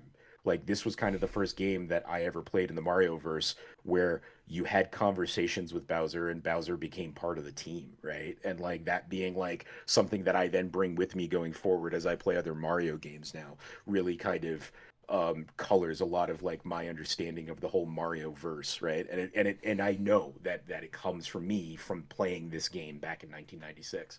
Hey, he's essentially an 80s cartoon bully. Like, he will be the antagonist when he needs to be the antagonist, but like, he's still invited to our birthday party. Yeah, yeah. Like, why would Again, you we'll invite the talk more bully? about it Yeah. once everybody kind Yeah, of has once had their everybody gets the chance to get chance to their do it. hands on this stuff. I agree. The thing for me is that, like, the time battle stuff, that's Final Fantasy VIII right there. Like, it's like, we're going to test it in the Mario game. And then Final Fantasy VIII comes along, they're like, yeah, hit R1 as you attack with your gun blade, and it will do extra damage. And everybody's like, oh, that's new. And it's like, well, it's not really new, guys. kind of Super Mario RPG's bag. Yeah. So I'll probably do a breezy playthrough so that I can tell you the difference between regular and breezy mode. I did it for Return to Monkey Island. I might as well do it for a game I actually enjoy. Yeah, And that's it. Let's get to music time. I'm excited to share my Thanksgiving music. yeah, man. Yeah. Okay.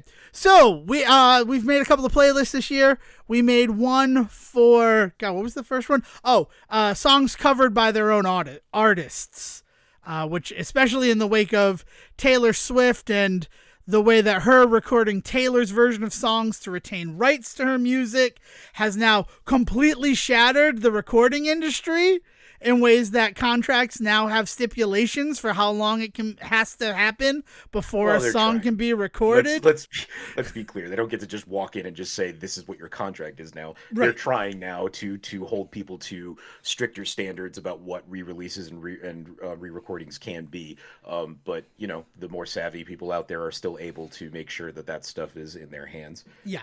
But yeah, it has definitely made the music industry kind of like they had to scramble a bit to recapture some of that nonsense. Yeah. But that was a good one. I like that playlist. I listened to it with some friends and they liked the style of it and the groove of it, so that was good. And then we did our 3 spooky songs 3. So now we're doing one for Thanksgiving. And the first song is going to be the Thanksgiving song by Adam Sandler, because that's what I always think of when I think of songs for Thanksgiving. Well, the first one we should make clear. We framed this last week this way, and this is where my whole kind of understanding of this project came from. We both kind of have this connection to Alice's Restaurant being like a Thanksgiving Yeah, it is. event, right? Like whether it's putting the entire album on or just putting on just like one or two specific tracks from that album, Or getting real it is, drunk like, and being like, I'll watch the movie, I guess.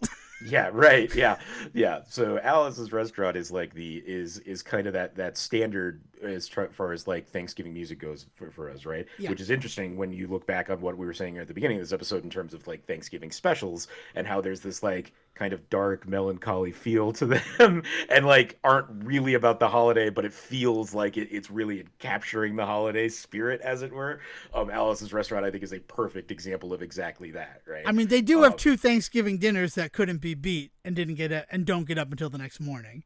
Thanksgiving at least happens in Alice's Restaurant. Yeah, there is an offhanded reference to Thanksgiving at one point. Yes, there's not an offhanded. The whole reason that they're in Stockbridge, Massachusetts, is for Thanksgiving.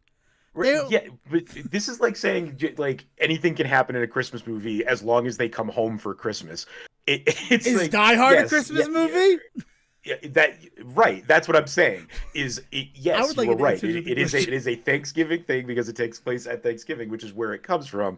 But at the end of the day, like there are things and events and ways in which I enjoy Alice's Restaurant that I can do outside of Thanksgiving because like it's more than just being. It doesn't succeed solely by being a Thanksgiving album. True. Right. I mean, Alice's Restaurant Massacre Movement. That's kind of like the first podcast in my eyes. I will listen to that if it just comes on. Like, there's 20 minutes. Congratulations, Arlo. You've earned it. Right. Well, and we talked about this a little bit with the Halloween stuff, right? There's a difference between like the theme, the theme song, themed song, right, as opposed to like the kind of the capturing a good spooky song for the season. Right. Yeah. Right. Yeah. And so like Alice's Restaurant is one side of the scale versus, say, as you've already provided a perfect counter to this, say the Thanksgiving song by Adam Sandler that really only succeeds by being a song about Thanksgiving, right? Love to eat turkey. Yeah. Right. I love you. It's a fun song to listen to on Thanksgiving, but I don't know if I will listen to the Thanksgiving song by Adam Sandler on the reg. Whereas like Alice's Restaurant pretty much is in the rotation for like cooking and and hanging out and like barbecuing in the summer. Like Alice's Restaurant can be on and I won't be offended, right? I listened to Alice's Restaurant on like Halloween. It came on Halloween on my shuffle and I'm like, I guess I'm listening to Alice's Restaurant now. Because you can get anything you want.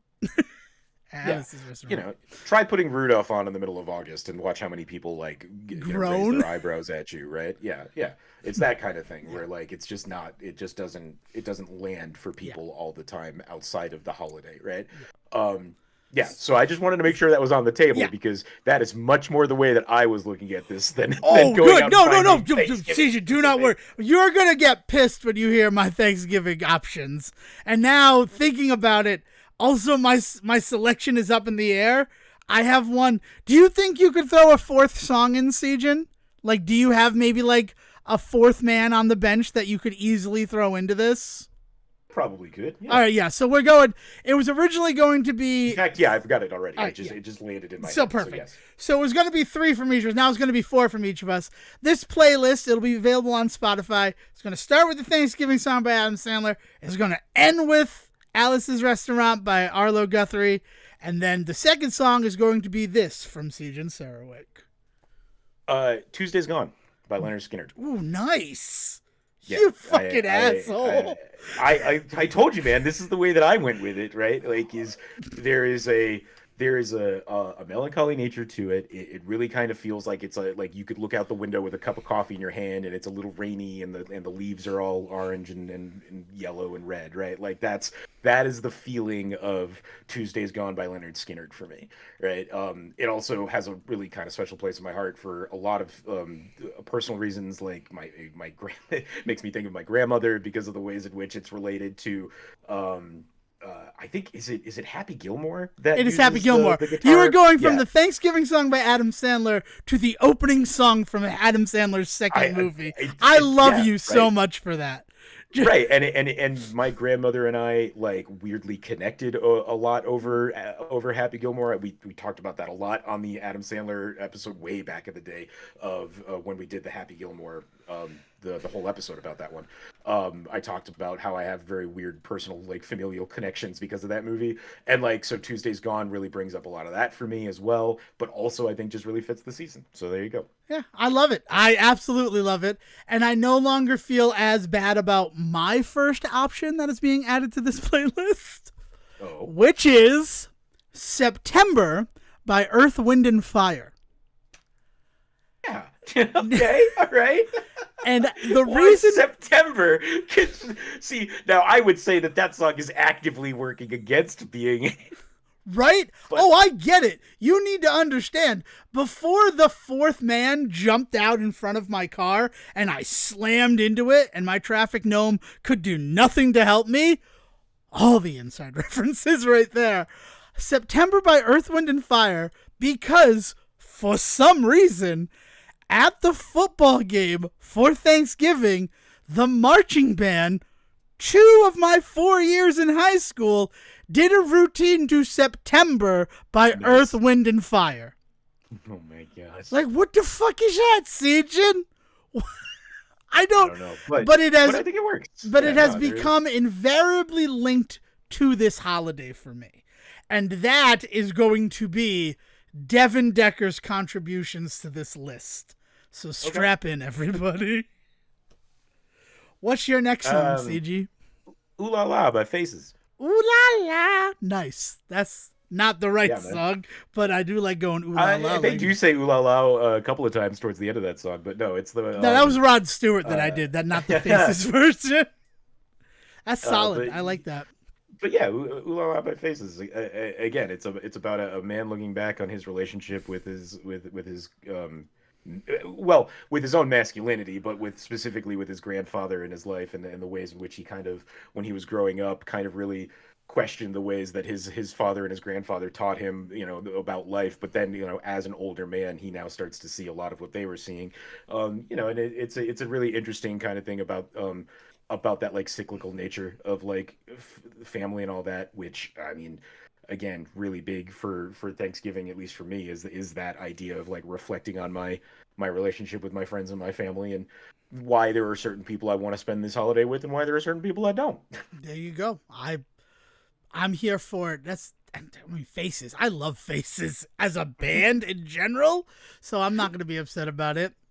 Which brings me to my second choice. And it's not my second choice. This is kind of the first one that I knew was going to be put on this list.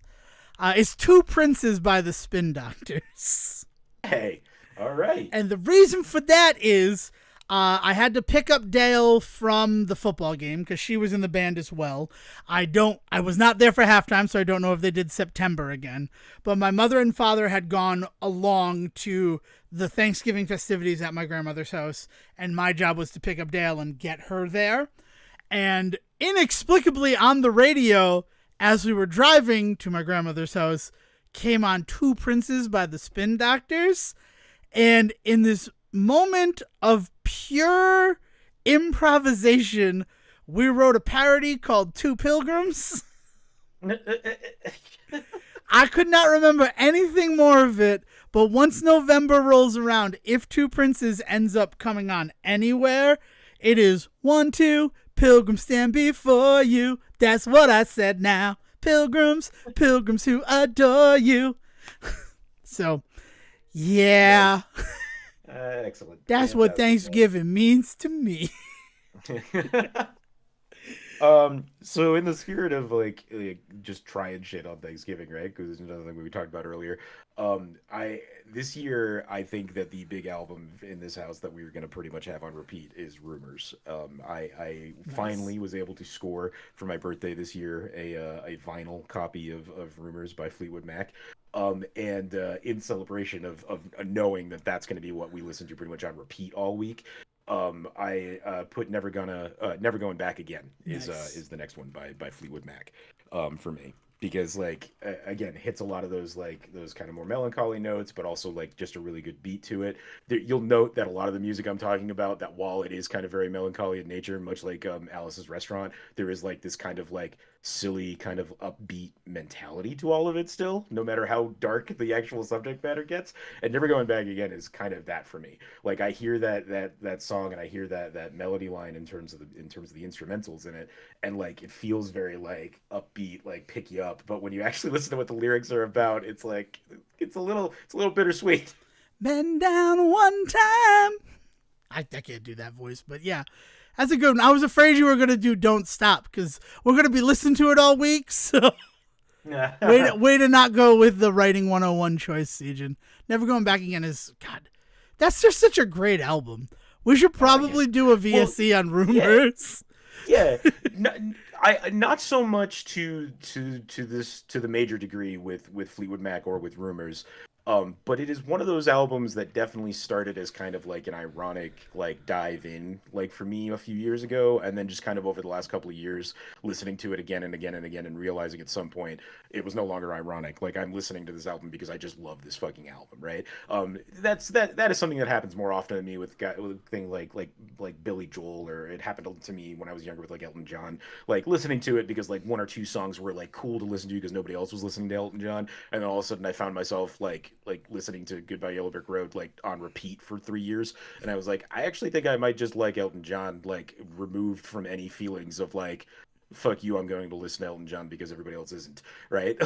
Like that kind of thing, where like I was listening to Rumors as a full album for a couple of years because like people were, I'd go to karaoke nights and they would do one or two songs off of it, but like listening to the whole album was something that I was doing because I was cooler than everybody else. And then at some point I was like, actually, I'm just listening to this because it's just a good fucking album. Like this has nothing to do with me and my relationship to the world. This is entirely about like, this is just good music. Yes, Sejohn. It may seem like secondhand news, but you're just going your own way. I'm an asshole. Thank you, Rock Band, by the way, for putting "Go Your Own Way" into the first game and like Yeah, bringing right. more attention to Fleetwood Mac because it needed it. I remember I listened to Rumors for the first time because I had that CD player that I got in the old Saturn, and I just was like, we have all these CDs that we have literally never even opened in this house. I'm going to just grab one every day because I got like a 45-minute commute to work with traffic, to school with traffic. I'm going to start listening to these albums. And like, Yeah. that's where I fell in love with The Police and Fleetwood Mac and Hall & Oates. Like all of these bands that like, Huey Lewis and the News for me is another one of those nice, bands. nice. These like bands that like I knew and loved one song by, and then to listen to a whole album, boom, my mind is blown, baby. Yeah, right. And like, like I said, like it's the cool hip thing to like, go and see your movie that has Leonard Skinner, playing in it for one scene, and so you fall in love with Freebird. But then like 5 years later you realize you've listened to like the complete discography and you actually are a Leonard Skinner fan now, right? And I don't know when that switch flips, right? Especially for me in this album. I couldn't tell you the exact moment, but at some point over the last couple of years I was like, fuck me, I love this album of Rumors. Like I this is just a good fucking album. And I've been talking about wanting to find it on vinyl for a while because having a digital version is great and all, but like there was something about having that copy, especially because like I remember my parents' copy of it and all that. And sure enough, this year somebody was able to find a copy of it for me, and so I've got my vinyl copy that we're going to be listening to all week, I think. Wonderful. I love it. I absolutely love it. Speaking of Skinner, just like slight detour, March 2009, when someone gave me a copy of Leonard Skinner 2 and was like, nah, I'm an asshole. I'm talking to Led Zeppelin. Zeppelin 2. Because I got the two confused because of Freebird and all that other stupidity. I'm an idiot. Stairway to Heaven and Freebird, they exist in the same like capsule in my mind. But being handed Led Zeppelin 2 for a drive home from New York and being like, oh wow, these guys are way more than Stairway to Heaven. Yeah. Because that album's incredible. All right, cool. So my next one, and strap in because it's a little crazy, is Electric Avenue by Eddie Grant. Yeah, man. We're going to rock down 612, to right? Electric Avenue. Was that? Isn't it? Don't. Yeah, that was doing what you were doing. Yeah, exactly. But I mean, like out in the street, there's violence, lots of good to be done. Like being thankful. It's a really interesting song that like kind of like fits the Thanksgiving messaging. But the reason it's on this list is they would do Fakesgiving. That's what it's called at Rhode Island College for the Thanksgiving dinner the Tuesday before everybody leaves the campus and goes home for the Thanksgiving break. So I Okay. went there to pick up Dale to bring her home because she lived on campus all 4 years. And she's like, hey, do you want to go to Fakesgiving with me? And I'm like, well, that just sounds ridiculous. Sign me up. I love chipped turkey and mashed potatoes. God, Turkey Gravy Day was the best day in high school. And they had a DJ. They had hired a DJ for the event. And he came up and he's like, all right, we're going to kick this off with something a little different. And he played Electric Avenue by Eddie Grant. Nice. And from that moment, it has always, always been a Thanksgiving song in my mind. And yeah, I knew it was going to be on here because of that Fakesgiving event where the DJ, I'm going to kick things off with Electric Avenue. I'm like, that's a choice. But it worked for me, and it's continued to work for me for almost 10 years. So thank you, random Rhode Island College hired DJ. All right, so man. I put So you we're on the pulling out spot one last here. one, right? Yeah. What's your fourth man? Beast of Burden. Ooh! Stones. I love you, Sejohn. That's the first thing that I'm going to say to you is that I love you. Because Beast of Burden by the Rolling Stones, I kind of feel like I stepped on you saying the band. Yeah. That song means so much to me, to you, to me, about our relationship and friendship. I just feel like we've listened to Beast of Burden a bunch of freaking times for a bunch of different reasons. Well, and what's great about it is it's one of the few Rolling Stones songs that I can think of that I like, that I know my parents like, that I know my grandparents like. Like, as much as they're not, I don't have a bunch of like rock and roll fans in my family, but like it's just one of those songs that's pretty ubiquitous. Like, it shows up in a lot of places at a lot of times of the year and all that sort of stuff. But it is one that can come on, and I know everybody is going to have some memory of, some connection to. Like you said, like we've got a ton of our own memories to it, right? Yeah. But I know other people in this world do as well. It's just like, it's just a good chill song that definitely backs a lot of situations for a lot of people in this world.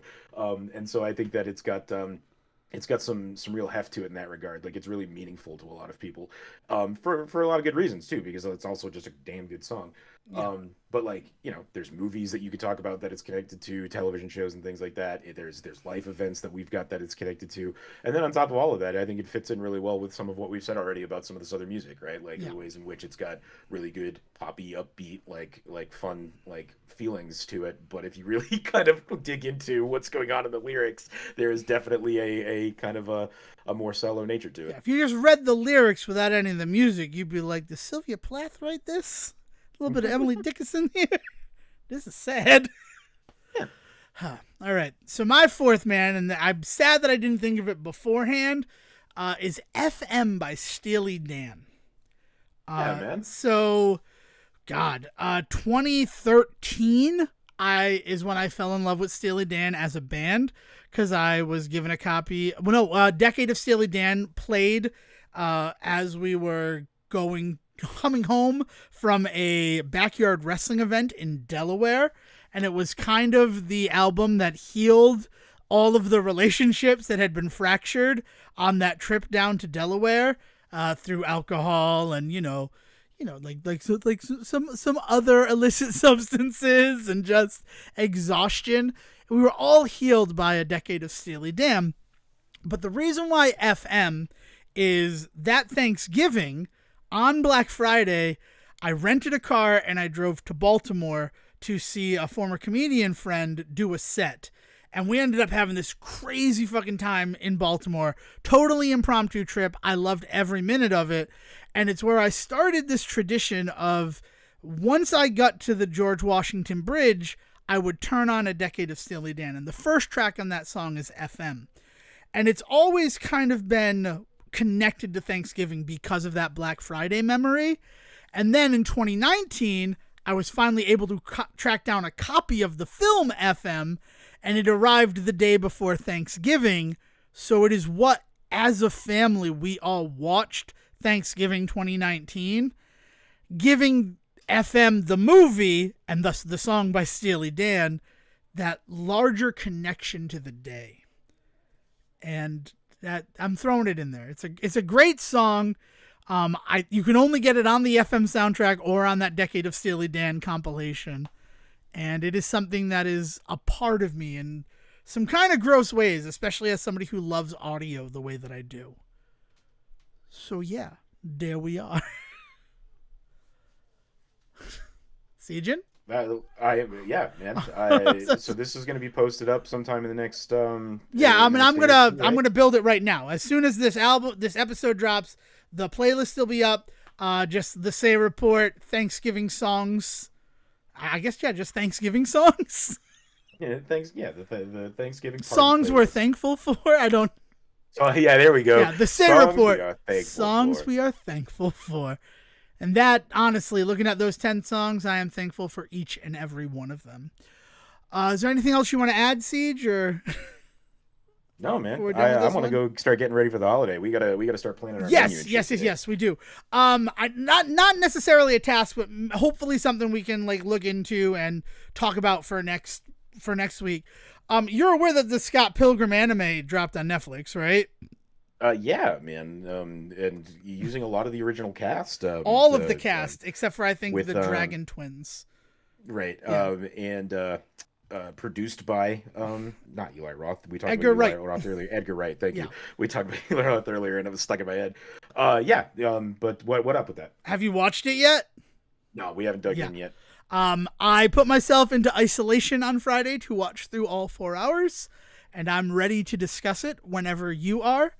Okay. I figured it would become a topic. So, I mean, I know that you're going to be busy this week with everything else, but it's coming down the line. There's going to be a lot of downtime. Yeah, there's going to be time to watch it this week. That's one of the beauties of Thanksgiving. Yeah. There's a lot of prep work for sure, but during that prep and after, there's plenty of time for me to watch stuff. So, hopefully we can discuss that next week because, it's still technically relevant. And I have some theories that you are uniquely poised to have the discussion about. Rad, so I look forward to that. Yeah. All right. So I guess one more thing is the fact that Will, our Quizmaster General, he got married on Super Mario RPG Day. We were busy playing Super Mario RPG. Well, I'm sure that's not how he's going to remember it. No, he's going to say that his anniversary is November 17th. But I'm never going to be like, the day the Super Mario RPG remake came out, right? That's convenient for me to remember. But yeah, so I guess he's the third Say Reporter. We love Will here. So just congratulations, Will, on getting married, man. No, this show would not be the same without you. There are definitely episodes of this show that would not exist if it were not for you. But congrats. There's a whole podcast that wouldn't exist if not for him. Let's be honest. Friggin' Adam Sandler jerk. But yeah, so big love from us, man. Congratulations. Yeah. That feels like kind of the most adult thing you can do is get married, right? That and having kids. I don't know. Dude, I don't think history would agree with you on that one. That's okay. I don't know. I don't know. He feels so much more grown up. I don't know if we're gonna be able to get him on the show. I kid. We already have something. We're just proud of our boy. We're not proud. I am. I'm really proud of him. But if we're really gonna send this one off properly, Sejohn, I think we have to do it. I think we have to sing a round of Alice's Massacre movement. Are you prepared to do this? No, not at all. Okay. Why would I be prepared to do this? You didn't tell me we were going to do that. You can get anything you want at Alice's restaurant, excepting Alice. You can get anything you want at Alice's restaurant. Walk right in, it's around the back. Take it, Sejohn. No, we're not doing this. Just a half a mile from the railroad track. You can get anything you want at Alice's restaurant. Have a happy holiday, everybody. Thanks for stopping by. Thank you for listening to the Say Report with your host, Devin Decker and Sejohn Serwick.